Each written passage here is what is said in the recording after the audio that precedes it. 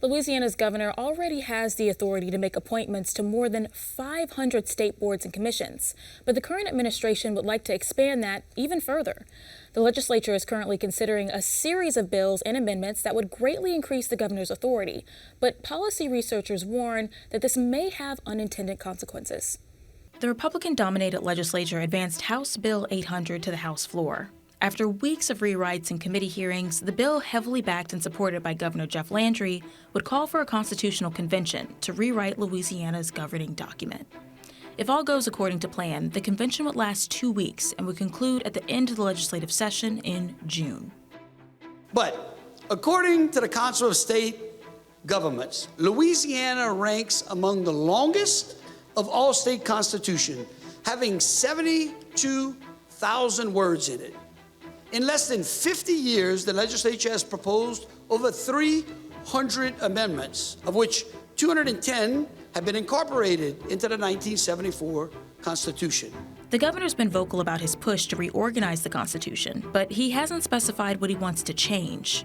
When he first presented the idea, he mentioned shifting amendments to state law, which would make it easier to change or remove. Those great people need a legislature that is unshackled from micromanaging edicts inserted by special interests that held sway at random and obsolete moments in our time. Let us clean up the Constitution and place matters in their appropriate statutory context. While some lawmakers agree the Constitution needs a good tweak, there's some concern about the quick time frame. Echoing those concerns is Jan Moeller, the executive director of Invest Louisiana, a nonprofit research institute focused on economic policy. He thinks the time frame could motivate lawmakers to make changes that harm low-income families. 2 weeks is barely enough to rename a post office, much less rewrite our Constitution for the first time in 50 years. It's really unbelievable the fast track that they're trying to put this on when you consider the stakes and how important our Constitution is.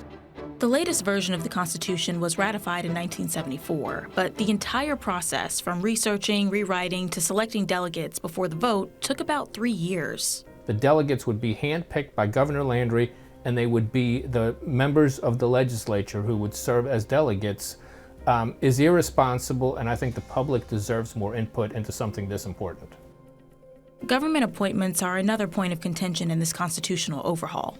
The legislature will soon review a slew of amendments, again backed by the governor, that greatly expand the power of Louisiana's executive branch. I think what you're seeing at the Capitol is the governor who feels like, I got elected with an agenda, with a mandate from the people. I've got a lot of stuff that I want to do.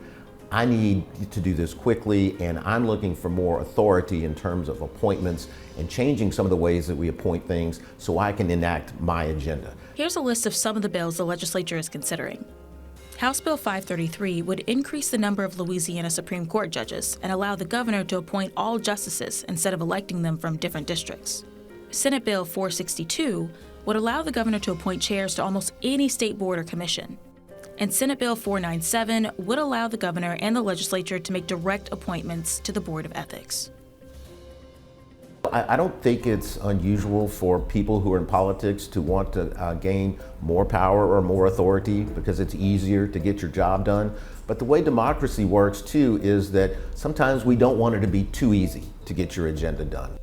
Barry Irwin, the president of Council for a Better Louisiana, says making these amendments would allow any governor after this administration to hold just as much authority as Governor Landry, which could be a good or bad thing depending on the popularity of the next candidate.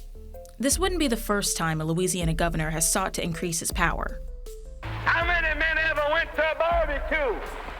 He defeated the legislature, he packed the courts, he took over the state militia as his own police force, he controlled all your local governments.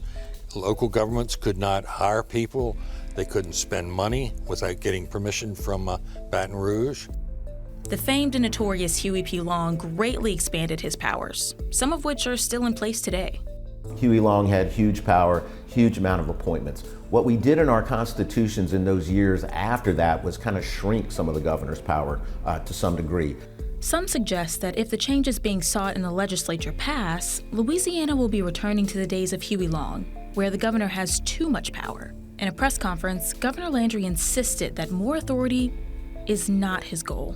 Anybody that says that, Governor, you're just trying to consume more power, I am here to tell you all in front of the media that is completely nonsense. In fact, some will argue you got plenty of power in and of itself if you leave the Constitution just like it is.